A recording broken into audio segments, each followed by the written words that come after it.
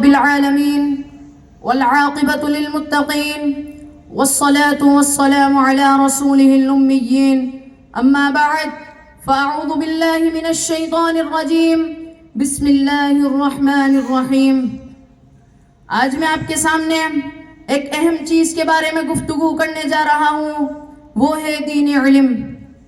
انسان کسی بھی چیز کے حصول کے لیے جو بھی کوشش کرتا ہے اس کے پیچھے کچھ بنیادی وجہ اس حاصل کردہ چیز کے فوائد ہوتے ہیں۔ انہی فوائد کی بنا پر انسان کے اندر اس چیز کو حاصل کرنے کی رغبت پیدا ہوتی ہے۔ علم دین ہماری زندگی کی ایک بہت بڑی ضرورت ہے۔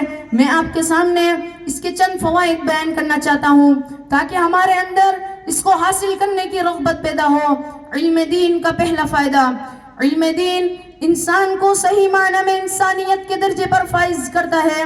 نبی کریم صلی اللہ علیہ وسلم نے فرمایا، بعثت لأتمم مکارم الاخلاق، مجھے اچھے اخلاق کی تکمیل کے لیے بھیجا گیا۔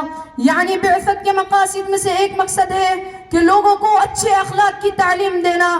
تو علم دین جو نبی کریم صلی اللہ علیہ وسلم ہم تک پہنچا کر گئے ہیں وہ ہمیں اچھے اخلاق کی طرف آراستہ کرتا ہے، جس کی وجہ سے انسان معاشرے میں ایک کامل انسان مانا جاتا ہے۔ علم دین کا دوسرا فائدہ، جب ایک انسان ظاہری طور پر اچھے اخلاق کا حامل ہو تو معاشرے والے اس میں امن سے رہتے ہیں، لیکن انسان کا ایک باطن بھی ہوتا ہے۔ اگر اس کے باطن کی اصلاح نہ کی جائے تو انسان اپنی آخرت برباد کر سکتا ہے اور وہ خفیہ طریقے سے لوگوں کی عزت اور ان کے مال کو نقصان پہنچاتا ہے۔ لہٰذا علم دین انسان کے اندر خوف خدا پیدا کرتا ہے۔ اللہ رب العالمین نے قرآن مجید میں فرمایا، انما یخشی اللہ من عبادہ العلماء، یقیناً اللہ سے ڈرنے والے اس کے بندوں میں سے وہ ہیں جو علم والے ہیں۔ آخر میں اپنی تقریر کا اختتام ایک شعر پر کرنا چاہوں گا۔